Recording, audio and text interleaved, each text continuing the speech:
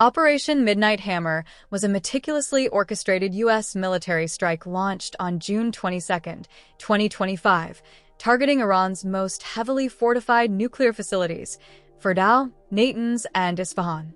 It was a masterclass in deception and precision warfare. In today's episode, we're pulling back the curtain on one of the most daring military operations of the 21st century.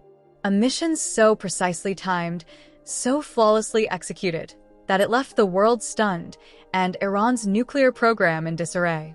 This is the inside story of how the United States carried out Operation Midnight Hammer, a strike shrouded in deception, driven by stealth, and perfected by decades of preparation.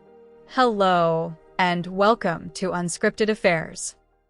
Last night, on the President's orders, U.S. Central Command, under the command of General Eric Kurilla, executed Operation Midnight Hammer, a deliberate and precise strike against 3 Iranian nuclear facilities.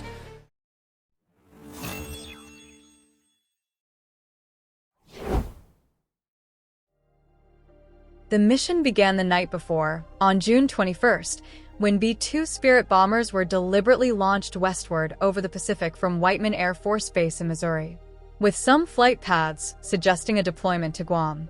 This highly visible deployment was a decoy designed to mislead both Iranian surveillance and global open-source intelligence observers into believing the U.S. was preparing for operations in the Indo-Pacific. Whereas, according to multiple defense sources, both Russia and China were actively providing informational support to Iran in the lead-up to the strike.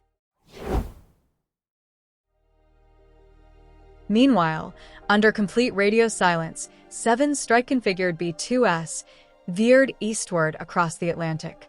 Supported by an intricate choreography of aerial refueling missions over the North Atlantic, Southern Europe, and the Eastern Mediterranean, these bombers were sustained in flight by KC-135 and KC-46 tankers that kept their fuel-to-weight ratio mission-optimized. As the stealth bombers approached the Eastern Mediterranean, they seamlessly linked up with escort elements, including F-22 Raptors, EA-18G Growlers, and RC-135 surveillance aircraft, before skirting Turkish and northern Iraqi airspace en route to Iranian territory. The electronic warfare teams jammed enemy radar networks, while cyber units triggered disinformation and system malfunctions across Iran's air defense grid. Then, just after 6:40 p.m. Eastern Standard Time, the first strike wave commenced.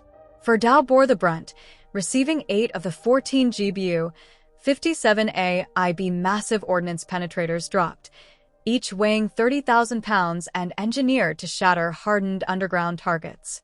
These bombs penetrated the mountain-shielded facility and collapsed the pitchfork exhaust vents and centrifuge halls. Natanz was struck by 4 MOPs, which tore through the semi-buried tunnels and obliterated uranium enrichment infrastructure. Isfahan, while untouched by the bombers directly, was hit from beneath the sea. U.S. Navy Ohio-class submarines stationed in the Arabian Sea launched over 30 Tomahawk Block V cruise missiles, precisely targeting uranium conversion labs and key surface facilities. The entire operation was over in less than 30 minutes. All B-2s exited Iranian airspace undetected, retracing their path with one final refueling leg over the Adriatic before returning safely to Missouri, completing an 18-hour transcontinental mission without a single loss or compromise. Over 125 aircraft participated, including decoys and escorts, each one playing a role in the most complex and high-stakes airstrike of the modern era.